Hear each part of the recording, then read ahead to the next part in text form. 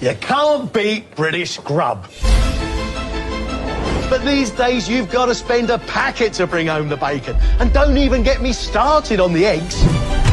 The cost of living crisis is hitting Britain hard, with food prices rising at the fastest rate in 40 years. But now, a new line of affordable protein is hitting our shelves. This is engineered human meat. That's right, a protein made from human cells that promises to be cheaper and tastier than any of its competitors. I'm Greg Wallace. And I'm off to visit Good Harvest, where a whopping 6 tons of human meat is engineered every day. That is stunning. With the promise of cheap meat for all, it may well be the meaty miracle we need to ease the squeeze of the cost of living. Anyone for human meat? I'm Michelle Ackley, and while Greg comes face to face with the production line, I'll be conducting a taste test with some very picky palates. It's really, tender. For the first time, we're going to find out where it comes from, how it's made, whoa, and what it tastes like.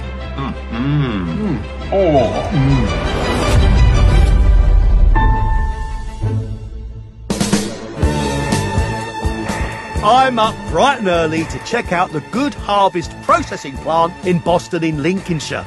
But it wasn't the most scenic of drives.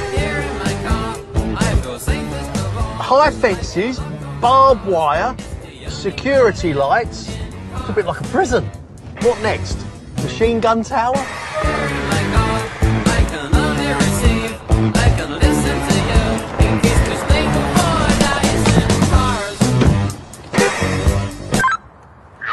Hello? Yeah. It's Greg Wallace. I've got an appointment. I'm the bald bloke off the telly with the glasses. I couldn't wait to see the mysteries that lay inside. How do you solve the cost of living crisis with engineered human meat? It sounds like magic. And this is where the magic happens.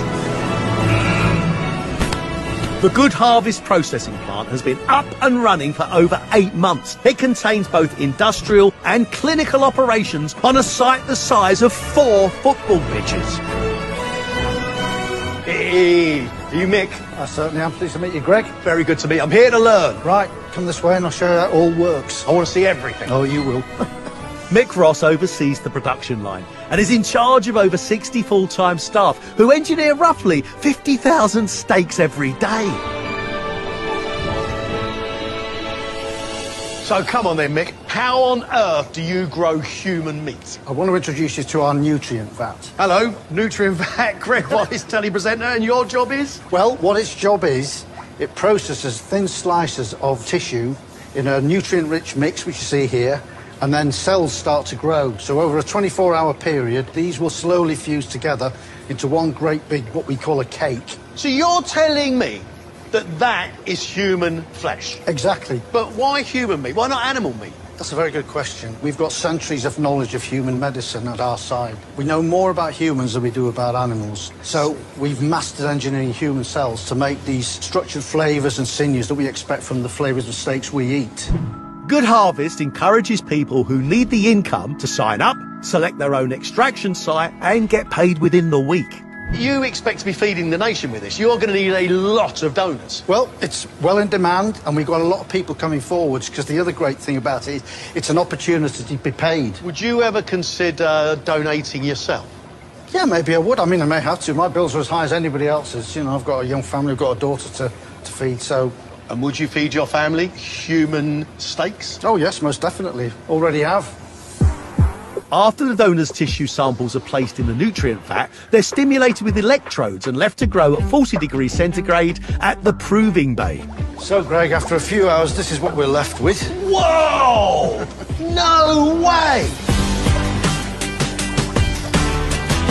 Mate, that's the biggest chunk of meat I've ever seen. I mean, scientifically, that's amazing. But in terms of food, that is stunning. It is incredible, isn't it? That is stunning. Look at it. This 30-kilogram protein cake will be cut into nearly 100 steaks, and it's all been grown from the cells of just one person. So maybe you'll give me a hand to lift it out. There we go. 1, 2, 3, that's it. Whoa, whoa, crying out loud. We're going to take it over onto the resting board. There we go. Wow. This must be a relatively new process. It is. I mean, under EU law, we couldn't possibly operate machines like this due to legislation, but thankfully now we're out. We can harvest people and we can pay them for their flesh. So what happens to this now? Right, well, this will either be cut into steaks or it'll go off and be processed for sausages, burgers, you name it. You can do anything with it. Proper space age, isn't it? This It is. meets me up, Scotty. I'd got to grips with the guts of human meat production, but I wanted to know, how does this new protein compare to a real steak? It was time for that all-important taste test. I knew just the chef for the job. I'm off to Le Gavroche, a 2 Michelin star restaurant in the exclusive London borough of Mayfair, to see top chef Michel Roux Jr.